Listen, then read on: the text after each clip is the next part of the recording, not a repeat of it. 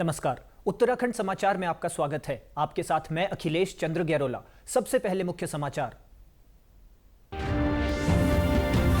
हरिद्वार पहुंचे मुख्यमंत्री पुष्कर सिंह धामी बोले, उत्तराखंड में सभी लोग एकजुट। प्रदेश में समाज को बांटने वाले लोगों के लिए कोई स्थान नहीं। अग्र समाज के समारोह में किया प्रतिभाग।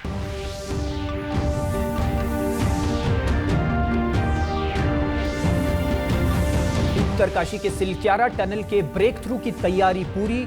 आगामी 16 अप्रैल को कार्यक्रम प्रस्तावित। जिला अधिकारी और पुलिस अधीक्षक ने आज टनल का किया निरीक्षण।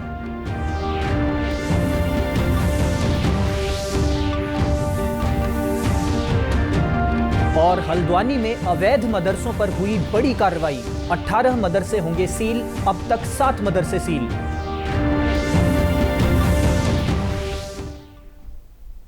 और अब समाचार विस्तार से। हरिद्वार पहुंचे मुख्यमंत्री पुष्कर सिंह धामी ने कहा है कि उत्तराखंड एक गौरवशाली प्रदेश है और हम सब एक हैं। प्रदेश की खुशहाली और तरक्की के लिए सभी को मिलकर काम करना होगा। हरिद्वार में मीडिया से बातचीत करते हुए उन्होंने कहा कि कुछ लोग उत्तराखंड के समाज और लोगों को बांटने की कुचेष्टा कर रहे हैं। ऐसे लोगों का समाज में कोई स्थान नहीं है। इन गतिविधियों पर अंकुश लगना जरूरी है। प्रदेश में एक प्रकार से एक दूसरे से बांटने का काम किया है। मैं यही कहना चाहता हूं कि हम सब उत्तराखंड के लोग एक हैं, एक उत्तराखंड है और इस प्रकार की जो मानसिकता है उसका कहीं कोई स्थान नहीं है। गौरतलब है कि मुख्यमंत्री धामी आज हरिद्वार स्थित महाराजा अग्रसेन अग्रवाल आश्रम ट्रस्ट के 50वें स्थापना दिवस के अवसर पर आयोजित कार्यक्रम में भाग लेने के लिए यहां आए थे। उन्होंने नवनिर्मित हॉल का उद्घाटन भी किया। उत्तरकाशी जिले के 2 धामों को जोड़ने वाली धरासू यमुनोत्री हाईवे पर निर्माणाधीन सिलक्यारा पोलगांव सुरंग के ब्रेक थ्रू की तैयारी पूरी कर ली गई है। आज जिला अधिकारी डॉक्टर मेहरबान सिंह बिष्ट और पुलिस अधीक्षक सरिता डोभाल ने सिलक्यारा सुरंग में पहुंचकर मुआयना किया। जिला अधिकारी ने कहा कि आगामी 16 अप्रैल को सुरंग के आर पार होने की पूरी तैयारी हो चुकी है। इस दिन प्रदेश के मुख्यमंत्री पुष्कर सिंह धामी और केंद्रीय राज्य मंत्री का कार्यक्रम प्रस्तावित है। तारीख को इस टनल का ब्रेक थ्रू होना है, तो उस कार्यक्रम में माननीय मुख्यमंत्री और माननीय केंद्रीय राज्य मंत्री जी का आना प्रस्तावित है। तो उसी कार्यक्रम के सिलसिले में आज हम लोग एसपी मैडम के साथ यहाँ एक इंस्पेक्शन करने के लिए आए हैं। तो अंदर तक जहाँ इनका ब्रेक थ्रू वाला पॉइंट जो लास्ट अभी रुका हुआ है वहाँ तक हम लोगों ने भ्रमण किया और ठीक है, अच्छा रोड बना है। तो जैसे वो पॉइंट भी क्लियर हो जाएगा 16 तारीख को या उससे पहले जब भी ये लोग करना चाहते हैं, तो फिर हम लोग जो यहाँ से लेके पोलगांव पहुंच जाएंगे। वहीं प्रोजेक्ट मैनेजर शादाब इमाम ने बताया कि सुरंग की खुदाई पूरी हो चुकी है। यहां महज 2 मीटर के हिस्से में मलबा बचा हुआ है।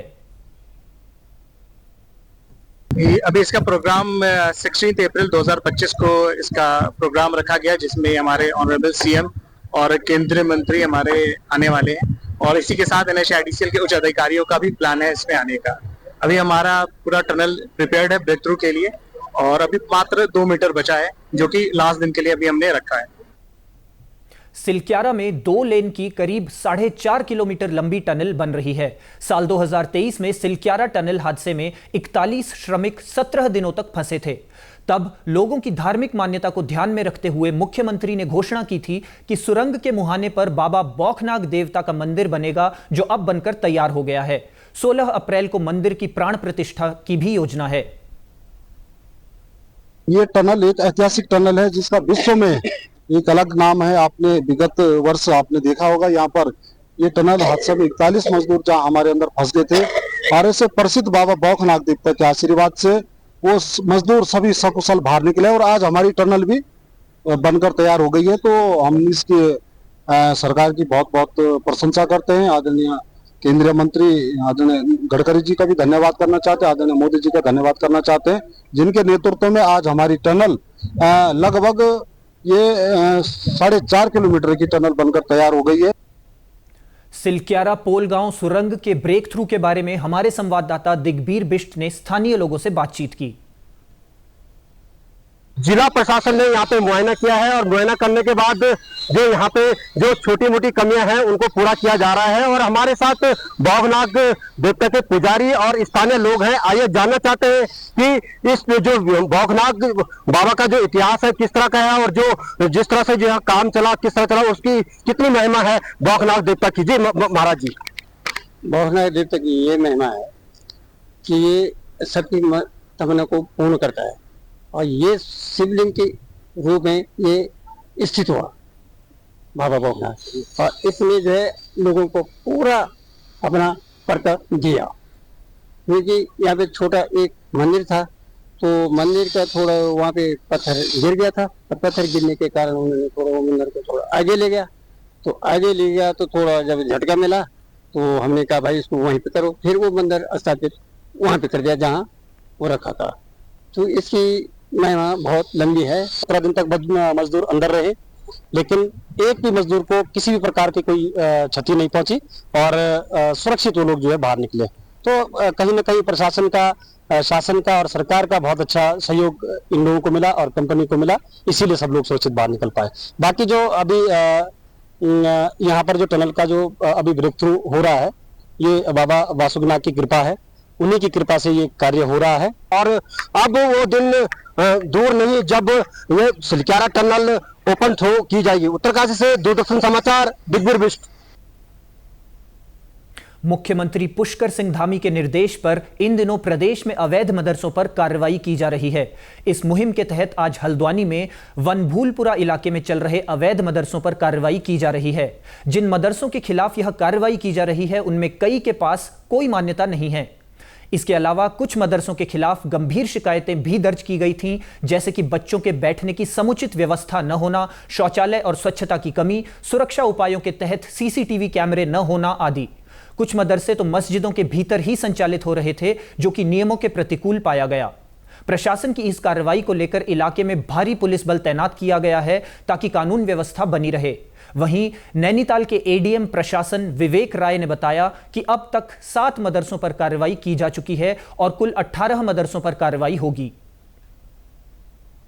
कुल अभी तक 7 मदरसों पर कार्रवाई हो गई। ये कार्रवाई निरंतर जारी रहेगी। कुल 18 मदरसे सर्वे टीम द्वारा चिन्हित किए गए हैं जो कि लीगल नॉर्म्स के अंतर्गत नहीं है, उन पर कार्रवाई 7 पे हो गई। आगे जो 18 में से अवशेष बचे हैं उन पर कार्रवाई होगी। सर्वे टीम एक गठित हुई थी जिसमें हमारे एसडीएम, सीईओ और अल्पसंख्यक विभाग से खंड शिक्षा अधिकारी ये लोग थे। इन्होंने नॉर्म्स के अंतर्गत देखा कि कौन से नॉर्म्स के अंतर्गत हैं, कौन नॉर्म से बाहर है। नॉर्म से बाहर 18 मदरसे पाए गए हैं जिन पर कार्रवाई चल रही है। चारधाम यात्रा के लिए श्रीनगर के बेस अस्पताल को तैयार कर लिया गया है। यात्रा के दौरान बेस अस्पताल के चिकित्सक केदारनाथ और बद्रीनाथ यात्रा मार्गों पर भी सेवाएं देंगे। बेस अस्पताल में तैनात सभी कार्मिकों के लिए एसओपी बनाई जा रही है। प्रदेश के चिकित्सा शिक्षा निदेशक और श्रीनगर मेडिकल कॉलेज के प्राचार्य डॉक्टर आशुतोष सयाना ने बताया कि इमरजेंसी वार्ड में ओटी से लेकर तमाम सुविधाएं बेहतर बनाने पर युद्ध स्तर पर कार्य चल रहा है। अस्पताल में डॉक्टरों की नियुक्ति के साथ ही चिकित्सा संसाधनों को बेहतर बनाया जा रहा है। उन्होंने कहा कि चारधाम यात्रा के दौरान डॉक्टरों की 15-15 दिन की ड्यूटी केदारनाथ बद्रीनाथ यात्रा रूट पर रोटेशन पर लगाई जाएगी। डॉक्टर सयाना ने बताया कि बेस अस्पताल में आयुष्मान काउंटर 24 घंटे खोलने, एमआरआई की सुविधा सुबह 8 से रात 8 बजे तक करने और धीरे धीरे 24 घंटे करने के साथ ही अल्ट्रासाउंड की सुविधा भी शुरू की जा रही है। श्रीनगर बेस अस्पताल की समीक्षा करते हुए चिकित्सा शिक्षा निदेशक ने बताया कि स्वास्थ्य विभाग चारधाम यात्रा को लेकर मुस्तैद है। यात्रा मार्ग पर सेवाओं के लिए चिकित्सकों को प्रशिक्षित कर लिया गया है।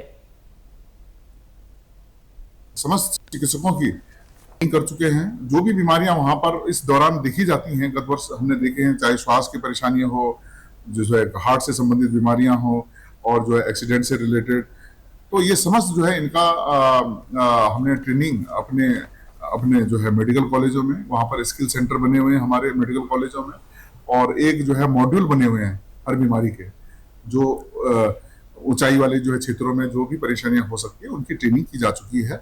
और मुझे लगता है कि अभी 1 हफ्ते के अंदर में सभी डॉक्टरों को उनके जो है चिन्हित स्थानों में जो है उनको ड्यूटी के लिए जो है निर्देशित किया जाएगा। और इसी के साथ अभी तक के समाचार समाप्त हुए। दूरदर्शन समाचारों से जुड़े रहें। मिलते हैं फिर शाम 6:30 बजे के बुलेटिन में। नमस्कार।